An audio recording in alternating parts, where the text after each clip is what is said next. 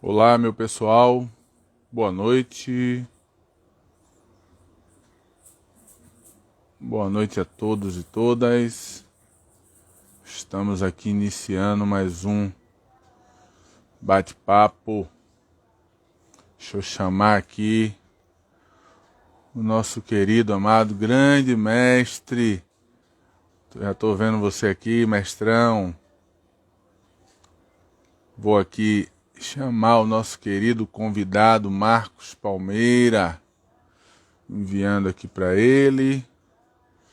Boa noite, tudo. Olha você aqui já, Marcão. Já tô aqui. Tuti, aceite aí. Boa noite a todos e todas. Professor Lázaro, professor Hélio. Boa noite, meu amigo, professor Wilson. Grande irmão, como é que tá você, Marcão? Tudo bem? Ô, agora é melhor, hein? Porque estar aqui contigo é uma satisfação, né? Então, isso Caramba, faz com Marcos. que esse momento aí seja realmente especial, né? Já percebendo aqui uma turma entrando aí, nosso grande mestre, professor Hélio Campos, mestre Xarel. Seja Com certeza, bem-vindo.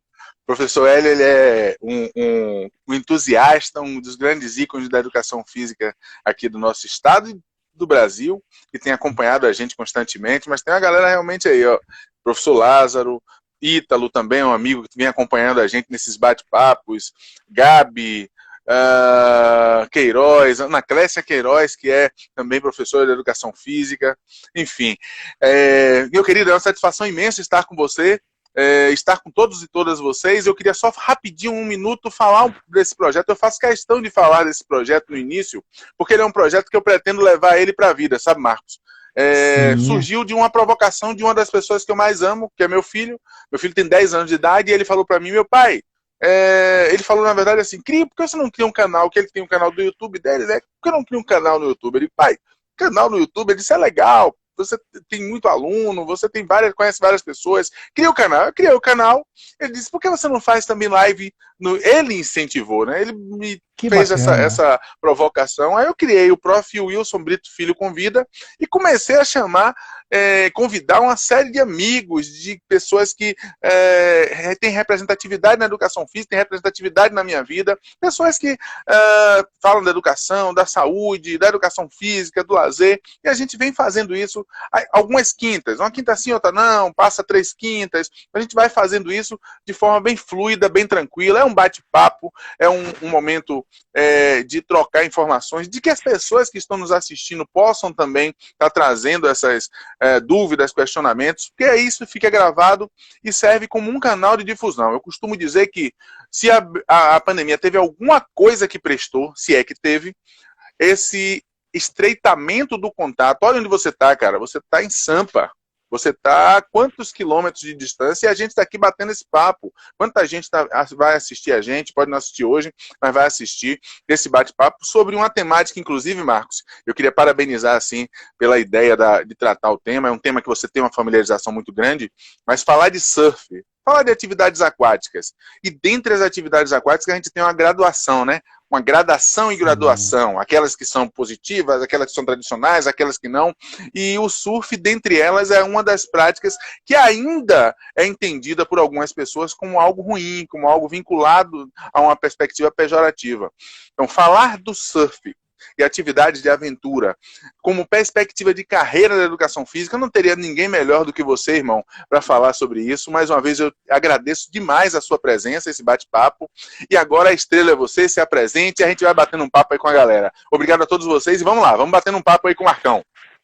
Vamos lá, professor Wilson. Em primeira mão, né, assim, agradecer aí pelo convite, é uma grande honra estar aqui contigo e me familiarizando com o projeto, fico mais honrado ainda, né, pelo significado desse projeto e a importância dele, né, um legado que fica para a nossa área, para a educação física, para a área da saúde como um todo, né? E iniciar me apresentando, né? Eu sou um professor Marcos, né? Marcos Vinícius Palmeira, apaixonado pelo surf, apaixonado pela educação física, pelas práticas de aventura. E para mim falar disso assim, é um grande prazer, né? E na minha trajetória você acompanhou boa parte dela, né? como você falou anteriormente, tivemos aí um entusiasta, uma pessoa que realmente sempre nos incentivou, que é o professor Hélio Campos, né, que está aí presente, essa referência.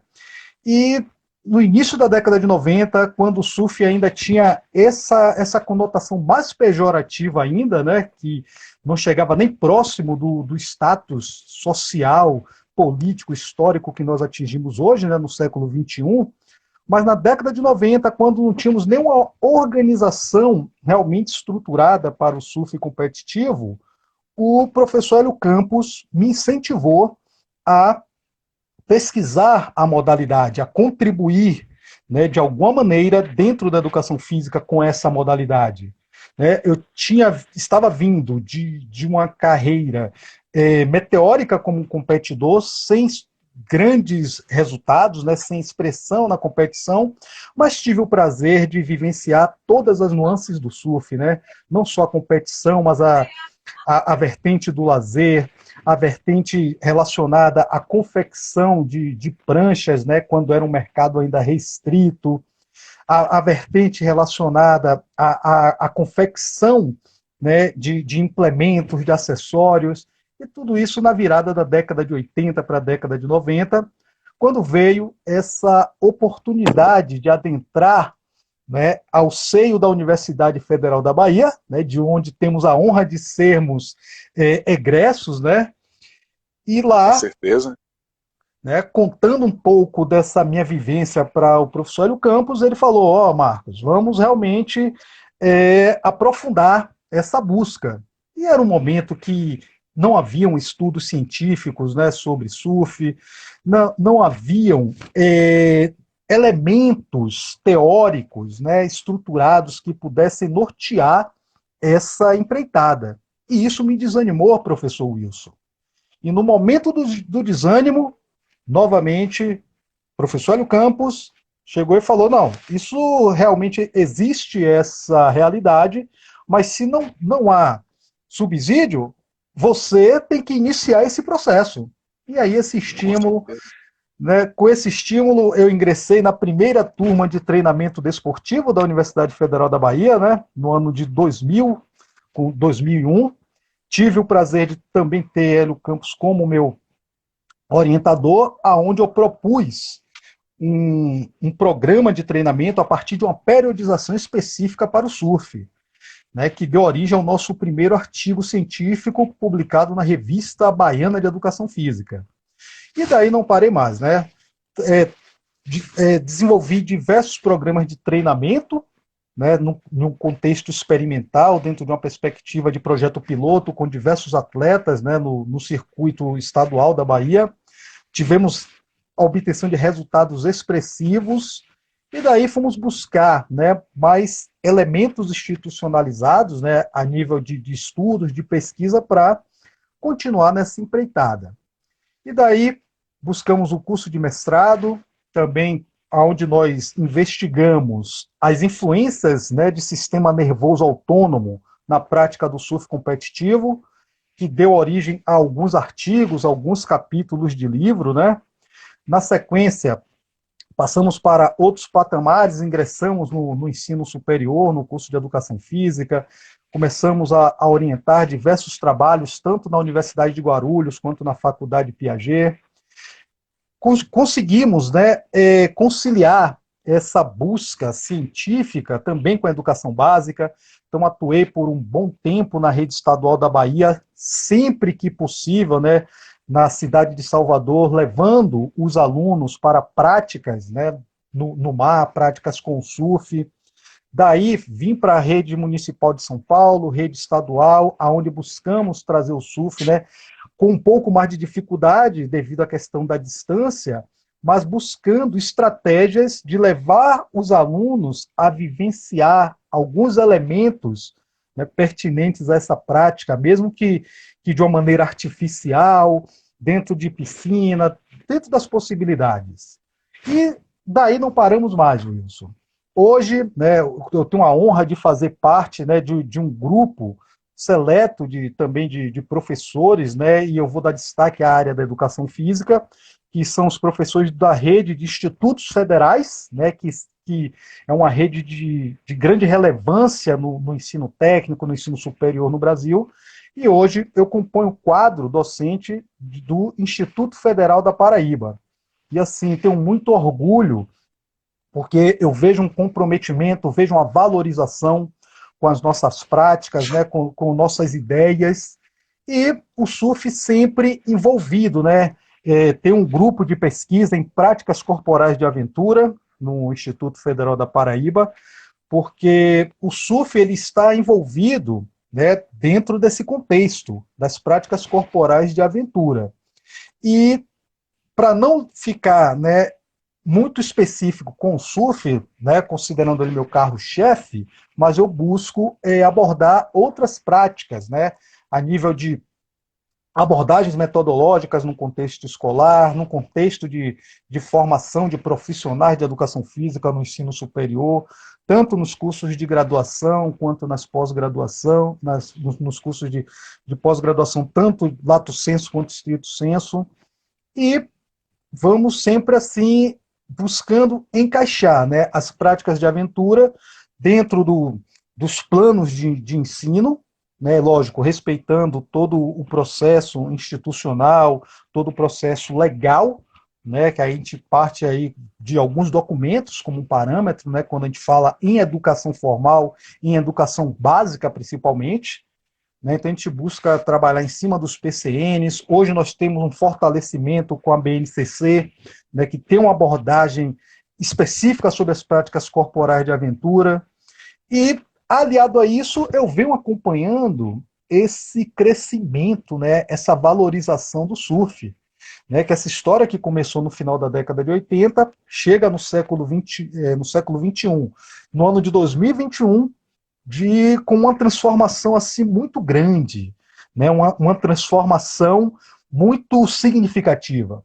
Né? Como você iniciou a fala, o surf passou por todo um processo de amadurecimento que eu considero muito rápido.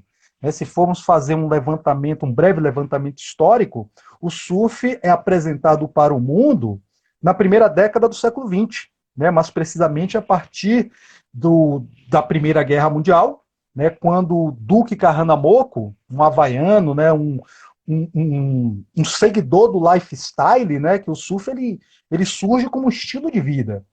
E o Duque Pó Kahanamoku, como um tradicional havaiano, né, de um clã respeitado no Havaí, tinha, além do surf, as suas diversas atividades, tanto laboral quanto de lazer, vinculadas ao mar. Um exímio mergulhador, um exímio nadador, e coincide que ele é descoberto pelo treinador da equipe olímpica norte-americana, que o leva para a Olimpíada de 1912, e chegando lá, na Etiópia, o Duque conquista 3 medalhas de ouro. Tivemos a pausa, né, 1916 não tivemos Jogos Olímpicos devido à Primeira Guerra Mundial. 1920, 8 anos depois, o Duque volta aos Jogos Olímpicos, também obtendo resultados expressivos na natação. E qual é a relação disso com o surf, com a história do surf? Até então, professor Wilson, o surf era um esporte muito limitado a alguns locais muito específicos, né, na Polinésia, no Havaí. E o Duque Kahanamoku, como apaixonado pelo surf, ele passa a divulgar a modalidade no contexto mundial, na Austrália, em Nova York. E daí, professor Wilson, o esporte não para mais de crescer. Né? Marcão, você está trazendo aí. Professor Marcos, desculpa te interromper. Você está trazendo aí uma série de questões, várias questões que a gente pode estar pensando para fazer esse diálogo. Né?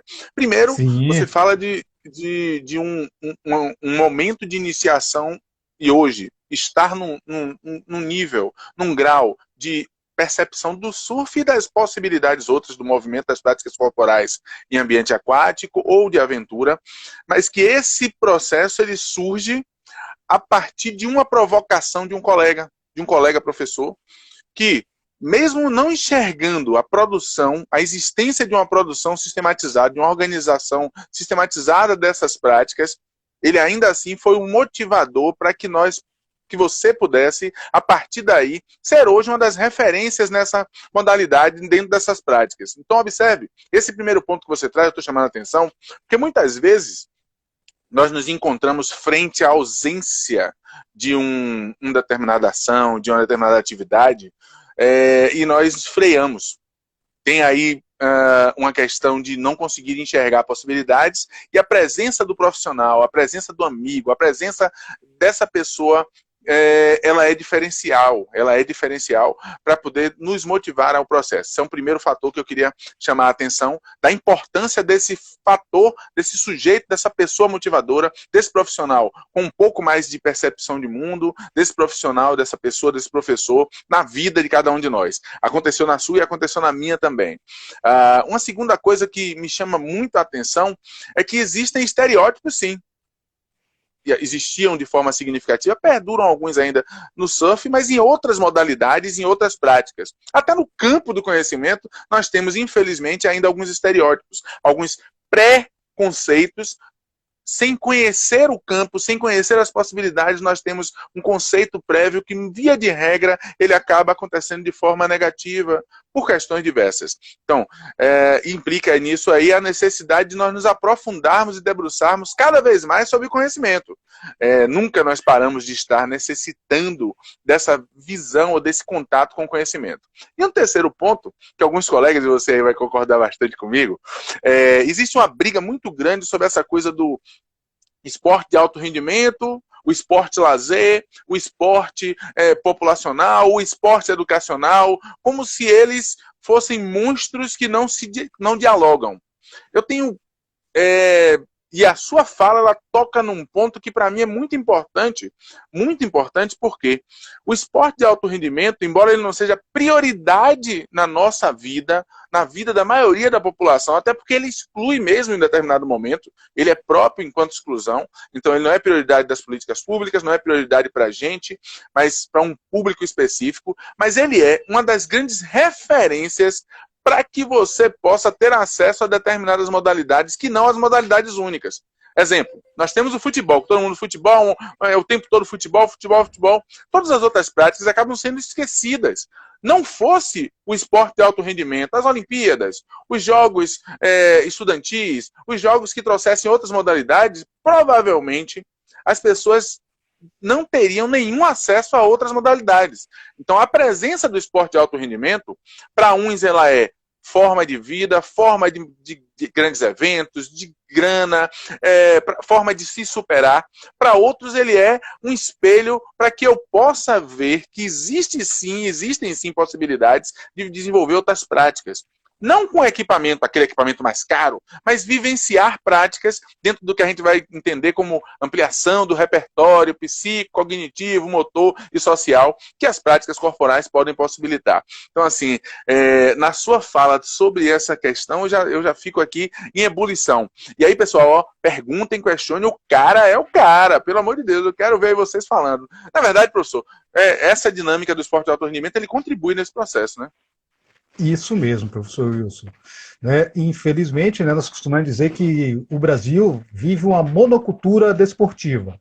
Como você muito bem colocou, o futebol como modalidade hegemônica, de certa forma, ofusca o acesso a outras práticas. E a área da educação física, ela é realmente um setor de grande importância para possibilitar às pessoas o acesso a essas práticas. E muito importante essa sua valorização do esporte de rendimento, nesse contexto midiático, porque desperta interesse nas pessoas, por outras vivências, outras experiências, possibilita o acesso a informações mais específicas sobre outras modalidades, sobre outros cenários, outros contextos esportivos, e isso é muito importante, esse estímulo, essa divulgação. E como você muito bem colocou, esse processo que a gente pode colocar de classificação da prática esportiva, nas dimensões sociais, a dimensão participação, lazer, saúde, né, englobado nesse contexto, a dimensão educação, num contexto de formação, num contexto escolar, e a dimensão de alto rendimento, elas necessitam estar entrelaçadas para que haja uma real valorização, né, das práticas esportivas, né, dentro de um contexto mesmo de significação, ressignificação, né, para que esse espaço seja garantido, né, em relação à prática, em relação à informação, em relação a uma boa. A ter profissionais orientando, né, uma boa orientação de qualidade. Né, e esse comprometimento que eu também eu comungo contigo, né, nós tivemos a felicidade, temos a felicidade de atuar no ensino superior, na formação de futuros profissionais de educação física. Isso é importante, está fundamentado nesse comprometimento com a boa formação e está fundamentado a partir do quê? Né? De um embasamento teórico, científico, que é produzido no seio dessas dimensões práticas. Né? O nosso papel, em diversos momentos, é sistematizar, através de estudos, de pesquisas, através de organização de material didático e explanar para a formação. Mas, ao mesmo tempo que fazemos isso, nós também somos agentes transformadores a partir do momento que nós estamos levando o conhecimento, incentivando a prática, e no surf não é diferente. Né? No surf, hoje, nós já conseguimos estabelecer alguns elementos, né, estruturais para garantir esse acesso a uma prática segura. Né, se nós estamos falando em práticas corporais de aventura, eu costumo a expor que o primeiro ponto, o primeiro eixo estrutural é garantir a segurança do praticante. Né, as práticas de aventura, elas possuem como uma das principais características o risco. Né, e o risco ele necessita ser controlado. E o profissional que vai atuar com essas práticas diversas, onde o surf se inclui, ele precisa, acima de tudo, estar preparado, estar qualificado e bem assessorado a nível de estrutura material também, para garantir a segurança desse praticante. A partir desse alicerce, eu passo para o segundo alicerce, que é a formação técnica, instrumental, né, que parte justamente dessa necessidade de formação. Né? E a gente está falando de um esporte que teve uma mudança, né, na perspectiva social, que vem se legitimando de forma acelerada na última década. Né? Quando nós falamos do processo histórico, lá no início do século XX, houve etapas nesse processo, lentas, né, até dizer, porque o surf só chega no Brasil na década de 30. Começa a realmente se disseminar a partir da década de 60. E começa a ter uma organização competitiva na década de 80, mas precisamente em 1987, né, que é quando surgem as primeiras organizações oficiais, né, a Associação Brasileira de Surf Profissional e a Associação Brasileira de Surf Amador. Aí nós temos o nosso primeiro circuito brasileiro de surf realmente estabelecido dentro de um contexto oficial de organização. Na década, a partir daí, e é interessante, professor Wilson, que nós sempre tivemos talentos, né, muito diamantes, né, no surf. E esses diamantes, mesmo com a lapidação, precisava de uma lapidação final, né, um toque final. Por que eu digo isso? Até o ano de 2014, nós não tínhamos um título mundial no surf profissional. Nós detínhamos quase todos os títulos nas outras categorias. Né? Tínhamos o campeão mundial de ondas grandes, título mundial amador, título mundial, quando eu falo profissional, eu estou falando da primeira divisão. Tá? Porque o circuito ele possui duas divisões, uma divisão de acesso e uma divisão principal. Na divisão de acesso, professor Wilson, nós tínhamos já diversos títulos, porém não conseguíamos um título da primeira divisão.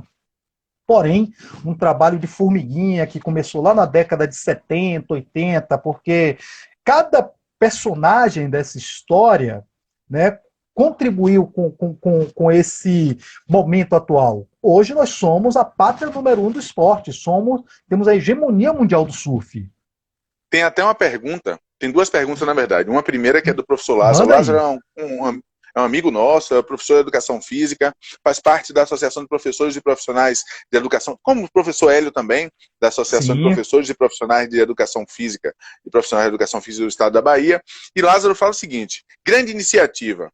O Brasil virou o país do surf? Ele questiona, você está sinalizando sobre isso aí, né?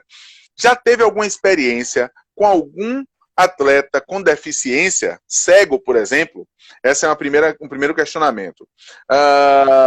E tem uma outra pergunta também do professor Hélio que vai caminhar nessa linha que você está trazendo aí das esferas da profissionalização, né? O professor Hélio Campos, ele fala o seguinte: professor Marcos, como você vê o surf no contexto da universidade como conteúdo da formação profissional? Qual a contribuição? Vou parar nesses dois e a gente vai ter mais alguns comentários e aí eu vou sempre dialogando contigo. Um primeiro, se já teve perfeito. essa experiência, como é que está o surf no Brasil. E o segundo é essa contribuição na formação para o profissional de educação física, como é que está o surf nas universidades. Perfeito, professor Wilson. Primeiro, agradecer aí ao professor Lázaro, ao professor Hélio Campos pelas perguntas, né? E em relação ao surf com pessoas com deficiência, eu ainda não tive a experiência na prática, mas cheguei a acompanhar, né, um atleta com paralisia cerebral, né, a Monique, que inclusive se tornou campeã mundial de surf adaptado, né, nos Jogos Mundiais na Califórnia. Se eu não estou enganado agora, com essa questão de pandemia, deu uma mexida na questão cronológica, mas se eu não estou enganado, foi no ano de 2018. Mas é um segmento que vem crescendo bastante. Tem um pessoal da Adapta Surf lá no Rio de Janeiro, que é quem dá o apoio à Monique, que tem um trabalho muito bonito com o surf adaptado. Aqui no Litoral Paulista nós temos algumas iniciativas, né, destacando o trabalho feito pelo professor Pirata, por alguns professores que estão desenvolvendo alguns trabalhos, algumas pesquisas. E assim, eu já fui provocado, né, a desenvolver algum estudo nesse contexto, né, até porque no meu doutoramento eu não abordei o surf, mas abordei a pessoa com deficiência, né, no contexto da educação física escolar. Então já estamos produzindo alguma coisa, né, para sair, né, mas em nível, né, teórico nesse momento, buscando referências para montar um referencial teórico. Mas, passando a pandemia, nós já temos aí alguns contatos, alguns parceiros para desenvolvermos algo no surf adaptado, né, que já é emergencial. E na questão do surf na universidade, nós tivemos uma iniciativa, né, importante colocar aqui, né, uma iniciativa no estado da Bahia, né, com o professor Valdir na Universidade Católica do Salvador, com surf como disciplina específica. Não deu muito certo, né, por uma questão ligada a questões institucionais, estruturais, né, interesse dos alunos, oferta, carga horária, enfim, né, esse contexto organizacional. Porém, o surf, ele se insere nesse contexto das práticas corporais de aventura. Então, eu tive o prazer de, na Universidade de Guarulhos, né, a partir do ano de 2013, inserir o surf em uma disciplina que eu era titular de esportes alternativos. Então, nós chegamos a levar os alunos para práticas, né, realizar clínicas de surf, né, realizei algumas parcerias com algumas instituições, e eu percebo que isso vem ganhando corpo no contexto acadêmico. Porém, a pandemia, né, no início de 2020, deu uma freada em todo esse processo, né, deu uma barrada, mas nós temos aqui na FMU um curso, né, de esportes radicais, né, de esportes de aventura, que ainda está em vigor. Então, dentro do contexto acadêmico, iniciamos, né, essa inserção, essa legitimação. Então, é algo que realmente tende a crescer, né, porque quando o professor Lázaro pergunta se o Brasil se tornou o país do surf, eu creio que sim. Né? Lógico, estamos em um processo de crescimento, mas já atingimos um patamar, porque hoje já temos uma transmissão ao vivo, né? Já temos canais de TV que já transmitem ao vivo o Circuito Mundial de Surf, canais de YouTube, e já temos comprovado que há um público que acompanham esses eventos, né? Aí volta, professor Wilson, naquilo que você falou anteriormente, né? Da importância do esporte de alto rendimento, da importância dessa divulgação midiática. Então, o surf hoje está nesse patamar, né? Os últimos títulos mundiais, né, nós conquistamos, deixa eu ver, nos últimos 5 anos que tivemos circuito mundial, nós conquistamos 4 títulos, né, nos últimos 6 anos. Né, 2 títulos com Gabriel Medina, em 2014 e 2018, 2015 Adriano de Souza, 2019 Ítalo Ferreira. O atual campeão mundial de surf é o Ítalo Ferreira. 2020 nós não tivemos circuito devido à pandemia. Né? Atualmente nós estamos com um circuito em vigor, e os 3 primeiros colocados do ranking mundial são brasileiros. Né? Nós temos Gabriel Medina, Ítalo Ferreira e Felipe Toledo. Então nós temos uma hegemonia no surf competitivo. E isso faz com que haja uma procura, um interesse, né, por essa prática. E aliado a isso... Não no circuito de entrada, né, Marcos? Não é no circuito de entrada, já é no circuito... avançado, na elite mundial. Na elite do surf mundial. E isso, composta por 36 atletas, né, vamos dizer assim, os 36 melhores do mundo, né, que são pré-classificados pelo ranking do ano anterior e pelo ranking de acesso. Professor Wilson, nós temos 11 atletas entre os 36 melhores do mundo. Então, nós temos assim, uma representação realmente avassaladora. Significativa. Então, isso faz com que nós hoje venhamos a figurar como uma potência do surf, né? Aliado aqui a Estados Unidos, que já é uma potência, né, desde do processo inicial das competições, né, da década de 70, e da Austrália, né, que são os 2 países que até então detinham a hegemonia no surf competitivo. Então, assim, é muito gratificante acompanhar esse processo, fazer parte dele, né, atuar, né, como coach, atuar na consultoria aos atletas, atuar buscando produção científica, publicando. Então isso é muito satisfatório. Tá tendo uma enxurrada, graças a Deus, assim, isso é muito legal, essa interação. Eu costumo falar pro pessoal que se não há interação, a gente não consegue avançar no diálogo, né?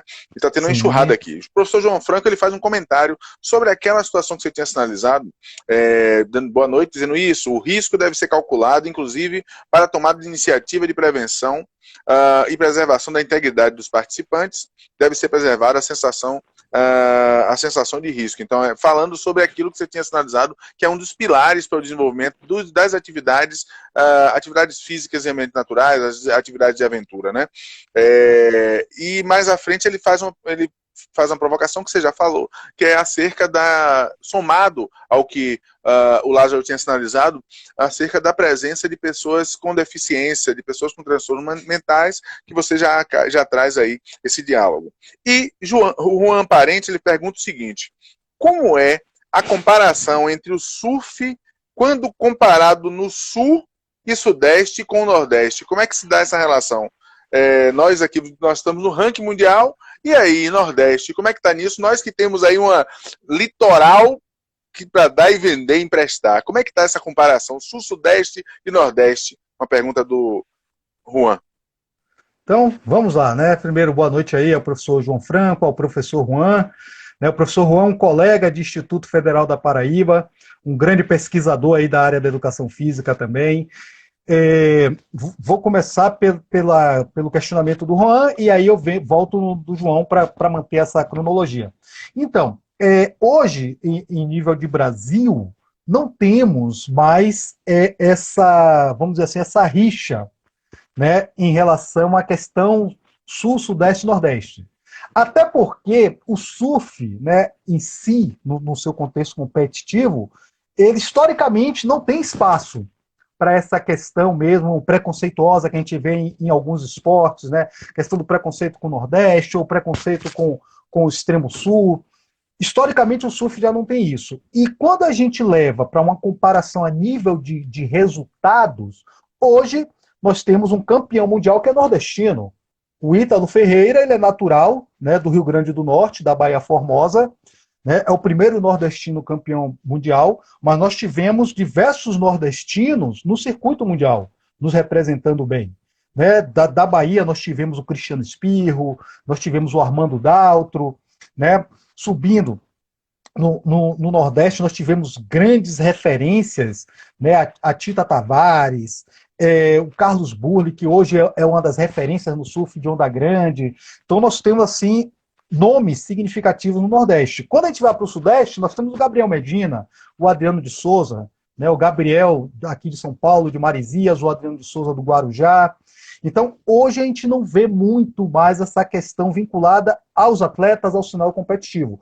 Porém, em nível estrutural de incentivo, realmente eu percebo, né, pelas minhas andanças, né, meus acompanhamentos, que o Nordeste ainda precisa de um pouco mais de incentivo em relação à questão organizacional e estrutural. Né? Nós temos aí já algumas escolas de surf funcionando, mas é pouco diante da demanda que nós temos. Né? Atualmente nós já temos alguns cursos, alguns eventos de formação profissional ocorrendo no Nordeste, temos alguns circuitos já retomando, né, porque o Nordeste teve uma queda em relação a competições aos circuitos estaduais, né, se formos comparar com o Sul e o Sudeste principalmente. Então, nessa questão estrutural, o Nordeste ainda precisa avançar um pouco mais. Né? Mas na questão de práticas, de talentos, o Nordeste é um celeiro de talentos e o Sul também é um celeiro de talentos. Então, assim, nos mais de 10 mil quilômetros de litoral que nós temos no nosso país, banhando 17 estados, né, da nossa federação, dos 27, 17 são costeiros, nós temos celeiros de talentos do surf em todos eles. Então, isso que é bacana, né? A proporção de talentos que vão surgindo, né? E isso faz com que haja uma necessidade de mais investimentos. Né? Nós temos que ter mais investimentos, o esporte está aí no auge, né? A nível de hegemonia, né? Por parte dos brasileiros, mas o investimento nas categorias de base, como em diversas modalidades esportivas que nós temos no nosso país, no surf ainda deixa a desejar. Né? E em questão à colocação do professor João Franco, uhum. Isso, é importante, né, todo esse cuidado, né, com a questão da integridade, da segurança e a garantia da sensação, né, do risco controlado, porque senão perde a graça, né? O grande barato, o grande ponto, né, de interesse e de busca é essa sensação de liberdade, de perigo controlado, de contato com a natureza. Então isso, com certeza, deve ser garantido, deve ser mantido, né, com segurança. Né, com um bom acompanhamento, com equipamentos que garantem essa segurança, com uma preparação prévia, né, antes de levar o sujeito para a água, para a sua primeira experiência com a prancha. Né? Hoje nós temos toda uma construção didático-pedagógica que possibilita termos uma sequência de ações, né, no contexto de repertório motor específico da modalidade, para que o indivíduo, o aprendiz, já vá para a água sabendo, detendo já, né, dominando alguns movimentos, alguns padrões motores que irão facilitar a sua prática e, inclusive, irão refletir sobre a sua segurança. Né? Hoje, nós, antes de colocar uma pessoa na água, nós ensinamos a pessoa a fazer uma varredura ambiental quando ela cai da prancha. Ensinamos a forma dela cair da prancha para não ter, né, uma ocorrência de uma lesão articular. Então tem todo esse processo, né, para garantir essa integridade e respeitar as etapas, né, da aprendizagem. Mas é isso aí, agradeço aos colegas, né, pelas perguntas. Tem uma porção de gente aqui participando, tem várias perguntas, assim. Vamos nessa. O Marcel F.E. Santos pergunta: qual a perspectiva que você enxerga para o surf feminino? Aí nós temos aí uma pergunta interessantíssima. E professor Hélio faz outro questionamento, só para a gente, porque tem várias perguntas, vamos lá, professor Marcos. Sim, vamos lá. Professor Hélio pergunta: existe um circuito de surf estudantil ou universitário? Opa, vamos lá. Hoje nós temos, né, um circuito universitário, né, o circuito brasileiro universitário, inclusive o IBRASURF, né, é a instituição responsável por esse circuito, um circuito muito bem organizado, né, que tem toda uma estrutura, né, para ofertar a esses estudantes, e na Bahia também nós tínhamos um circuito universitário que infelizmente deu uma desacelerada, mas sim nós temos esse circuito, né, e o professor Marcel, né, já só fazer uma apresentação, é uma das referências também no treinamento do surf, né, aqui em São Paulo, inclusive tem todo um trabalho, um acesso ao Gabriel Medina, toda uma elite do surf, então é um prazer tê-lo aqui, né, e em relação ao surf feminino, professor Marcel, eu percebo, né, que já tem essa valorização, né, em nível de informação, primeiro colocar que o surf foi talvez o primeiro esporte, né, que eu tenho um conhecimento, foi o primeiro esporte que igualou premiação tanto da categoria masculina quanto da feminina, né, a WSL, que é a World Surf League, a instituição responsável pelo circuito mundial profissional, igualou as premiações, né? Então, o atleta masculino tem uma premiação X, a atleta feminina tem a mesma premiação.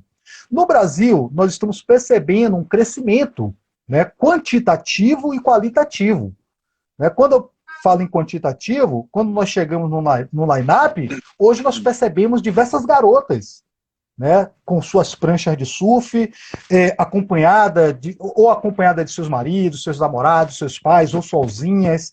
E hoje eu percebo que há um respeito também dos rapazes à presença das garotas no outline. Então, isso é importante. E percebemos um crescimento qualitativo na prática do surf por parte dessas garotas. Né? Hoje elas estão levando a sério, né, o desempenho técnico, o desempenho físico, a todo um processo de preparo físico, né, que elas estão investindo.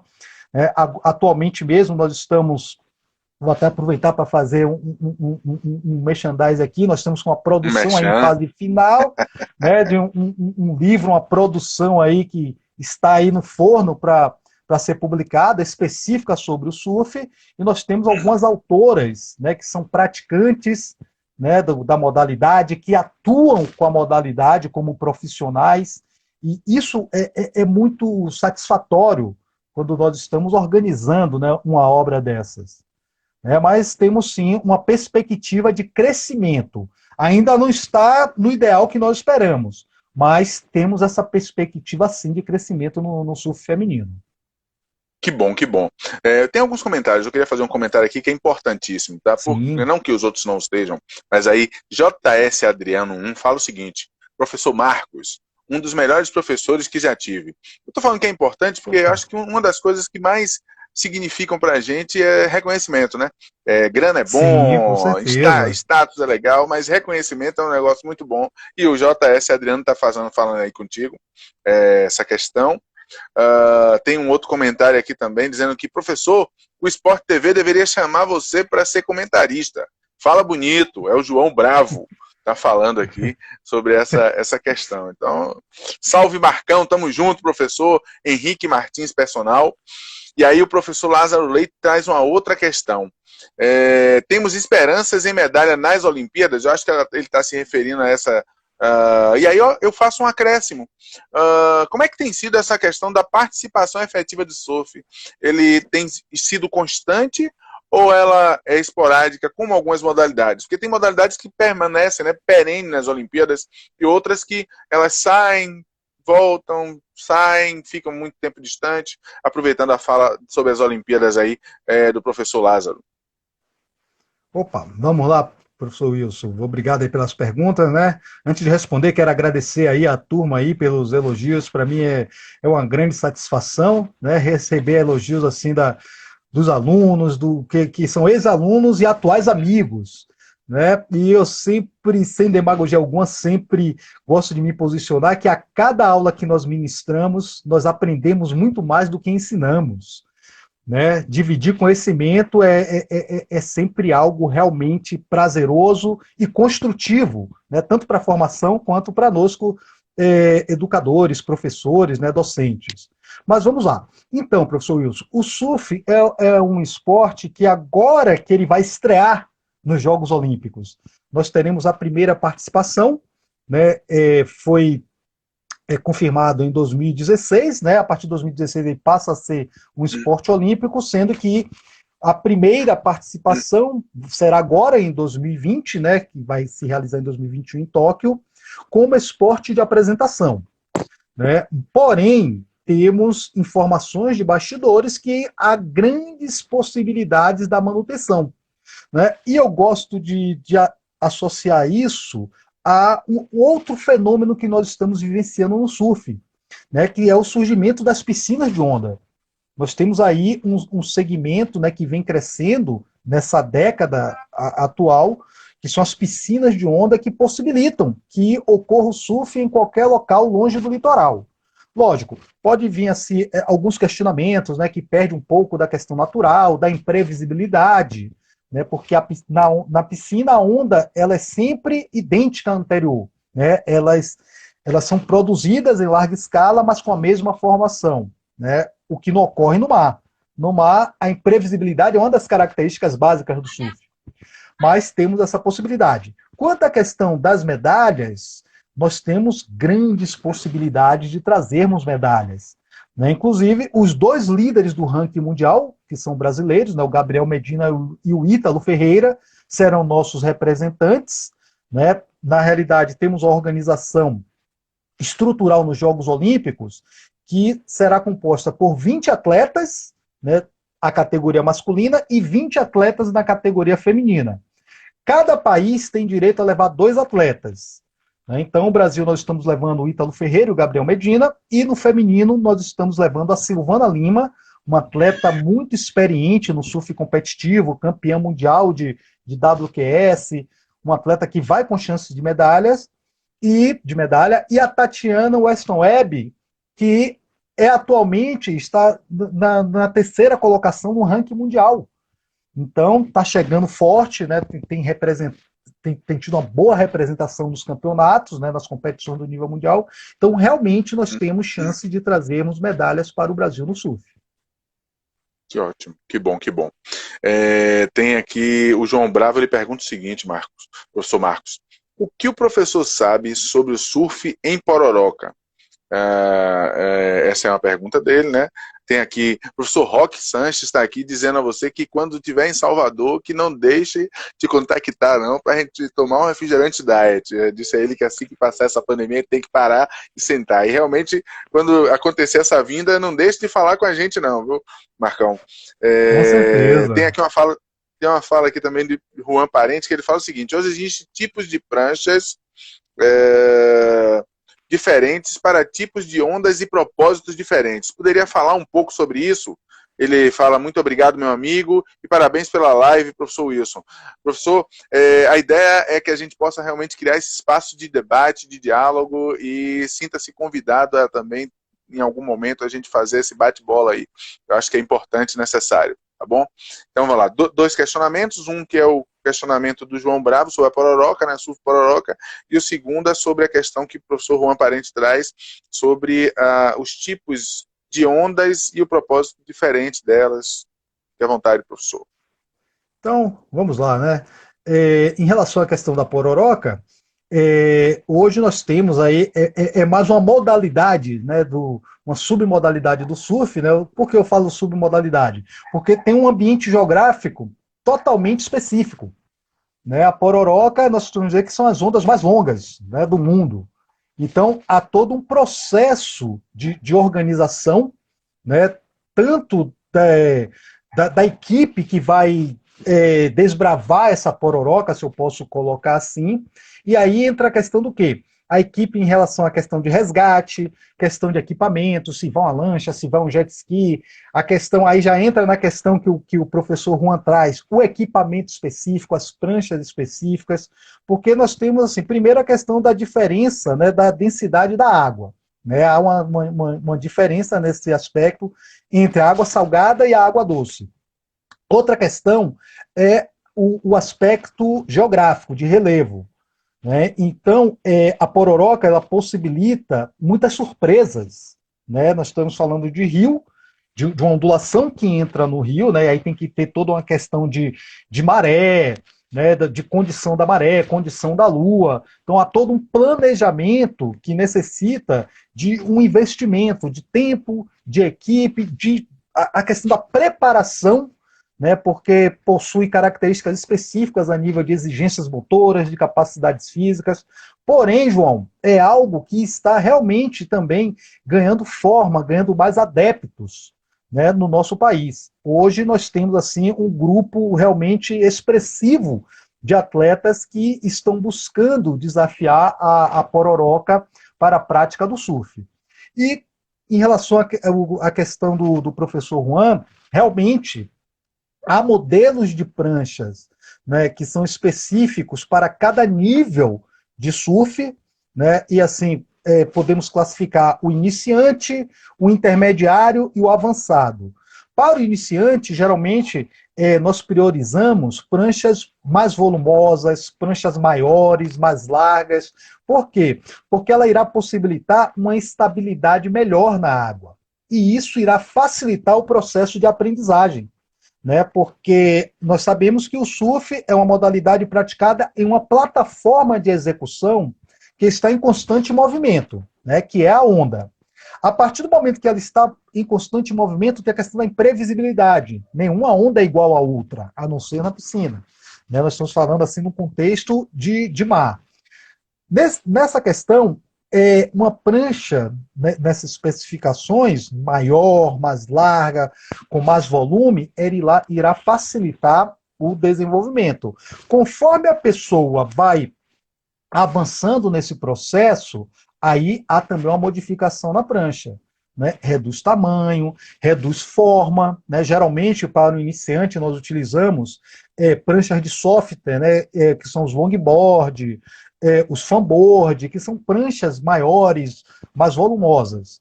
Quando a pessoa vai adquirindo o domínio do repertório motor, passa por uma fase mais autônoma de movimentos, aí nós passamos para pranchas menores, pranchas com menos volume.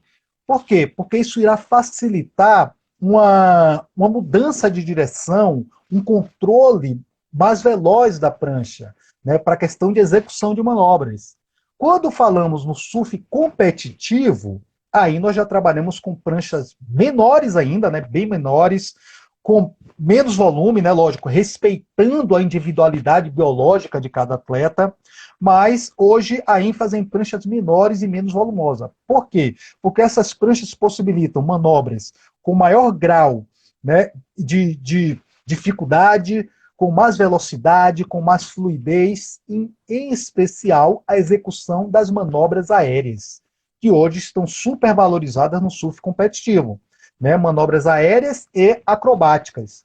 Então, as pranchas, elas respeitam, né, essa questão do tipo de onda e das características biotípicas do atleta. Aliado a isso, o nível de surf. Então, esse questionamento do professor Juan é muito importante para que as pessoas tenham essa noção. E conforme a pessoa vai avançando no seu processo de prática, na aquisição do repertório motor mais específico, as pranchas se tornam personalizadas. Né? Hoje, a prancha de surf ela é extremamente personalizada, levando em consideração a altura do indivíduo, né? No caso, a estatura, o seu peso, a sua massa corporal, o seu grau de habilidade motora e o tipo de onda preferível. Né? Inclusive, os atletas eles possuem conjuntos de pranchas, né, os chamados quíveres, no qual há uma diversidade de modelos que possibilita uma adequação a cada tipo de onda. Além, né, da pluralidade de pranchas, nós também temos uma diferenciação nas quilhas.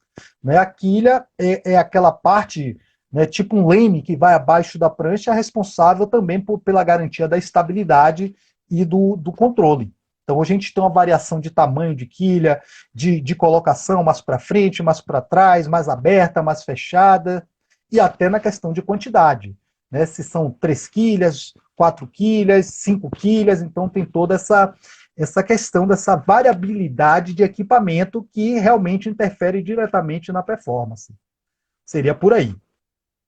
Perfeito, perfeito. Ó, tem um bocado de intervenções aqui, pouco tempo. Caramba, a gente vai ter que marcar um outro momento, mas vamos lá. Vamos Tem lá. aqui perguntas de professor, deixa eu ver aqui, tá rodando aqui pra caramba. Vamos lá.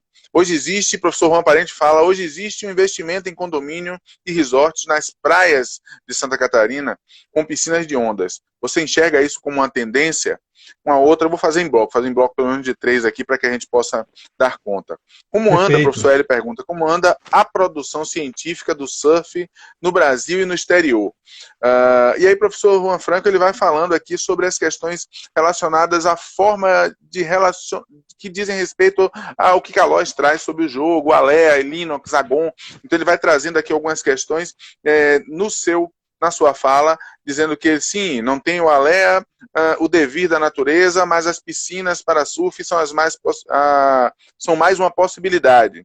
Está valendo, mas prefiro o Linux combinado com a Alea, porque você tem uma relação aí de envolvimento maior, né, dentro dessa questão da Sim. própria participação e do envolvimento do sujeito com essas práticas. E professor Hélio disse que também quer estar nessa reunião. Roquinho falou de pegar uma onda, eu falo de pegar uma onda e tomar um refrigerante diet. A gente tem que marcar essa reunião violenta aí. Mas tem um monte de pergunta. Vamos lá nesses 4 aí, que depois a gente vai caminhando. Vamos lá, vamos lá. Primeiro, você agradecer aí a participação do professor Roque Sanches, né, uma referência aí também da educação física, do surf, da natação também competitiva. Estamos juntos aí, Roquinho. Então vamos montar essa trip aí do surf, levar o professor Wilson, o professor Hélio Campos, e vamos lá. Vamos lá. É importante essa fala do professor Juan. Né? O Inix e o Alea, eles são assim a base estrutural do surf, né? A questão do radical, do imprevisível, isso é realmente fundamental. Temos que garantir isso, e eu concordo contigo, professor Juan. Eu também prefiro esses dois elementos. Né? Quanto à questão da tendência, eu percebo realmente que tem esses resorts com as piscinas de ondas. Aqui nós temos na cidade de Campinas também já uma piscina de onda em fase de teste, em pleno funcionamento. Tem um projeto já aprovado que já está em construção em João Pessoa, de um parque aquático, também com piscina de ondas para a prática do surf. Em Brasília tem um projeto também já em andamento com piscina de ondas. Então eu percebo que isso é uma tendência, né, para o surf, essa questão do surf em ondas artificiais, ondas de piscina. Né? Tem um lado bom, né, o lado positivo no aspecto, né, de prática, que irá possibilitar pessoas que estão longe do mar de vivenciarem a prática do surf. Então, eu acho assim muito positivo. Algumas pessoas falam em lado negativo, que eu não vejo assim. Né, a questão da perda, da imprevisibilidade, né, dessa questão de se tornar algo muito artificial. Não, eu não vejo assim. Eu vejo como mais uma oportunidade e mais um braço de possibilidade para a prática da modalidade. Né? Então eu vejo realmente como uma tendência sem volta. Né? Sem volta. Temos diversas tecnologias aí, né, em vigor, algumas em estudo. Então realmente eu percebo, né, eu creio que isso será uma tendência realmente do presente e do futuro. Quanto à questão das produções científicas, né, que o professor Hélio Campos traz, hoje nós já temos um cenário muito mais positivo e produtivo na questão de produções científicas. Porém, ainda incipiente. São poucas iniciativas abordando o surf como objeto de investigações. Mas hoje já temos, né, diversos trabalhos aí no segmento acadêmico, tanto de graduação, né, nos cursos de graduação em educação física, em fisioterapia, né, a gente percebe, né, em cursos de filosofia, alguns estudos com surf, mas no contexto da educação física, nós temos aí um número, né, um volume maior, mas ainda longe do que nós gostaríamos de ver. Que desejo. Né? Muito longe. Na pós-graduação, tanto na lato sensu quanto na estrito sensu, também nós já percebemos, né, alguns estudos, né, participamos, né, esporadicamente de algumas bancas de avaliação de trabalhos, tanto de especialização quanto de mestrado e doutorado, mas nós já percebemos uma produção científica de qualidade. né? Então é interessante frisar isso. A quantidade ainda é pouca, mas eu percebo trabalhos com muita qualidade. E isso é importante acima de tudo. E os periódicos estão dando espaço para as publicações desses trabalhos. Né? Tem um trabalho, um estudo do professor Bruno Alan, né, que é um parceiro também das práticas de aventura e um pesquisador também que tem uma vertente para o lado do surf, que ele fez um levantamento das produções científicas no Brasil, inclusive ele está concluindo, né, agora esse estudo, e temos números realmente expressivos, né, comparando com há 10 anos atrás. Mas estamos ainda incentivando, né, com algumas publicações, com a orientação de alguns trabalhos. Então eu vejo também como uma tendência de crescimento do número de publicações e de estudos. Isso é muito bom, isso é muito bom. Olha o cenário de quando você iniciou e como a ausência era quase que total, e hoje, como a sua contribuição e contribuição de outros colegas tem trazido à tona mais uma das práticas, mais uma possibilidade de se relacionar com a natureza, se relacionar consigo, com os outros, a partir de uma prática que é uma prática que ela tende, como você mesmo está sinalizando, a alcançar aí grandes situações e grande desenvolvimento. Marcos, professor, deixa eu te falar, tem muitas falas, algumas não, tem várias falas. A ideia é que esse vídeo ele consiga ficar gravado, porque sempre o Instagram ele tem um tempo específico, né? Então a ideia é que ele fique gravado, porque quem quiser revisitar, quem quiser dialogar, quem quiser depois fazer algum tipo de intervenção, possa fazer. Nesse sentido, a gente está aqui com 1 hora, faltando um minutinho para 1 hora, e antes que o Insta nos derrube e inviabilize esse processo de gravação, eu queria de início aqui agradecer muito a você. Acho que a gente vai precisar nós vamos precisar de fato marcar outros momentos para bater esse papo, porque é um papo rico, um papo que acontece pouco ainda sobre essa temática. Então nós somos responsáveis por difundir, socializar esse tipo de debate, de diálogo, né, de espaço de diálogo, de debate. Então nós vamos marcar um outro momento. Já te agradeço a participação de todos e todas, os colegas, os professores, os amigos que estão aqui com a gente, vindo te prestigiar, vindo participar com a gente desse momento, e agradecer então a todos e todas, e deixo aí com você o fechamento aí, 3 minutinhos para que você possa dar o fechamento, e depois a gente vai se falando aqui no Zap, vou fazer uma ligação para a gente bater um papo. Valeu? Muito obrigado mais uma vez, meu irmão. Fique à vontade aí. Maravilha, professor Wilson. Então, assim, eu que quero agradecer, né, pelo convite. Para mim é sempre uma honra, né, estar com um colega, estar falando de esporte, de educação física, e falar de surf aumenta ainda mais esse prazer. Então, eu agradeço pelo convite, também agradeço a participação de todos e todas aí. Eu fico assim, muito honrado em falar desse esporte e em ter, né, esse diálogo, esse bate-papo com pessoas tão especiais, né, que cada um na sua individualidade é especial, e eu costumo dizer que todas as pessoas que eu tenho assim, a bênção de cruzar o meu caminho, seja como colega, como amigo, como professor, é um presente, né, é um presente que deixa uma centelha positiva. Então, assim, para mim será um prazer, né, quando estivermos aí. Quem tiver interesse no surf, em atuar profissionalmente com surf, é um mercado que está em grande ascensão, né, então busca a formação profissional, a capacitação, tenha como seu carro-chefe a segurança e a eficácia. Segurança em garantir a integridade sua e do seu atendido, e eficácia em ofertar para a pessoa que te contrata, para a pessoa com a qual você assume um compromisso de ensinar uma determinada modalidade, você ofertar algo de qualidade, algo realmente justo e significativo. Né? Então, é um mercado em ascensão, tem diversas possibilidades de atuação, seja como treinador, como preparador físico, como fisioterapeuta, como nutricionista, né? Como área do turismo, área do lazer. Então, assim, é um segmento em franca ascensão. Então, estamos à disposição. Busque o contato com a natureza, o cuidado com a natureza. Boa noite, muito obrigado. Estamos aí agora com você, professor Wilson. Um grande abraço. Grande abraço, meu querido, tudo de bom, boa noite a todos e todas. Professora Marta Benevides já está confirmada, a gente está só fechando a data, tá? Da UNEB de Alagoinhas, vocês devem conhecer a professora Marta com certeza. E professor Roberto Gondim,